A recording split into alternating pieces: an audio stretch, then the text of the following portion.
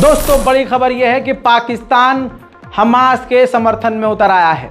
जी हां, पूरी तरह से पैसा देने के लिए भी कहा जा रहा है, क्योंकि उनका तर्क यह है, पाकिस्तान के सेनेटर ने साफ साफ कहा है कि वो कोई टेररिस्ट आउटफिट नहीं है, टेररिस्ट ऑर्गेनाइजेशन नहीं है।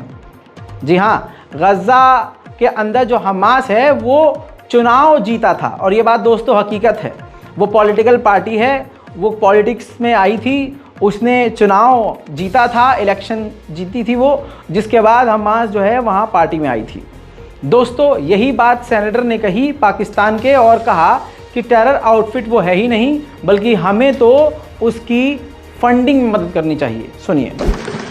इन पाकिस्तान, सो पाकिस्तान's own future, our role in the Middle East, our focus on Palestine is inextricably intertwined.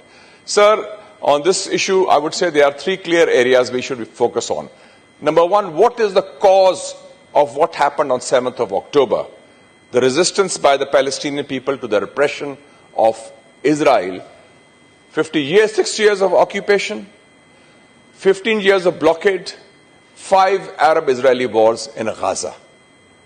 And let me also make it very clear, because the Western media has been talking that Hamas, which is also a duly elected representative of the people of Gaza. In January 2006, Mr. Chairman, there were elections in Gaza, monitored by the former American President Jimmy Carter, who said they are the freest elections that took place in the Middle East. In that, Hamas emerged as an elected representative of the people of Gaza.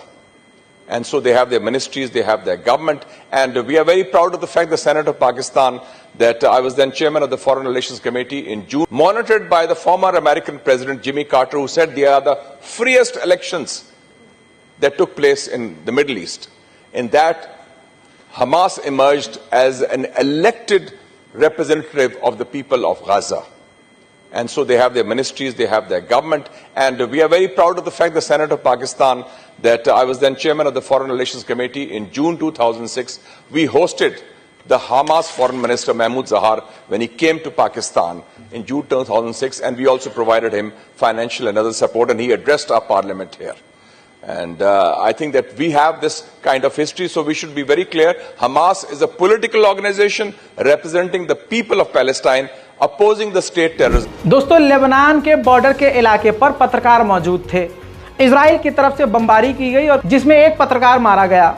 अब human right watchdog ने साफ तौर से कहा है कि ये Israel ने जानबूझकर किया है। इजराइल ने जानकर, पूरी रिसर्च करके बताया कि जानकर ही मारा है। और दोस्तों इसमें कोई शक है ही नहीं, इजराइल चुन चुन कर गजा में पत्रकारों को कत्ल कर चुका है और उनके परिवार को भी मिटा चुका है। फॉर्मर मूसाद के हेड ने कहा है कि जो भी ईरानी इसमें लिप्त हैं, फंसे हुए हैं और जिनका 7 अक्टूबर में लिंक है, उनको ढूंढ कर मारना चाहिए। एंटोनी ब्लिंकन अमेरिका के विदेश मंत्री ने कहा है कि जो भी रूसी टेक्नोलॉजी ईरान को दी गई है, ईरान इस जंग में उसका इस्तेमाल कर सकता है। इजराइल के लीडर ने साफ तौर से कहा है कि हमें हिजबुल्लाह के खिलाफ भी बड़ा ऑपरेशन चलाना चाहिए, लेकिन हमास को खत्म करने के बाद। बड़ी खबर यह आ रही है कि ईरान के विदेश मंत्री बहुत जल्द तुर्की पहुंच सकते हैं। बड़ी खबर यह आई है कि कतर के अंदर डुबकी मार के आए हैं मोसाद के लीडर। जी हां, मोसाद का चीफ जो है खुफिया तौर से चुपके से 1-2 दिन पहले कतर होके आया है। अब बात क्या हुई है ये अभी सामने नहीं आई।